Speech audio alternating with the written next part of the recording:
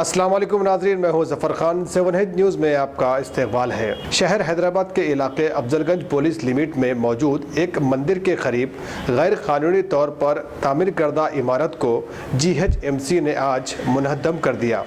पेश है इस मामले पर 7 हिज की ये रिपोर्ट। अफजलगंज के इलाके में धरती माता की मंदिर बरसों से अपने अक़ीदतमंदों की तमन्नाओं को पूरा करती आ रही है।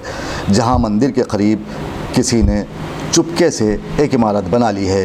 कुछ दिनों से GHMC ओहदेदार गैर कानूनी तौर पर तामीर करदा इमारतों को मुनहदम करने का सिलसिला शुरू कर चुकी है, जिसके पेश नज़र आज ओहदेदारों ने किसी भी नाखुशगवार वाक़े से निपटने के लिए पुलिस के हमरा यहाँ पहुंचकर इस इमारत को मुनहदम कर डाला, जहां अवाम और ओहदेदारों में नोक झोंक देखी गई और यहां हल्की कशीदगी के मनाजिर नज़र आए।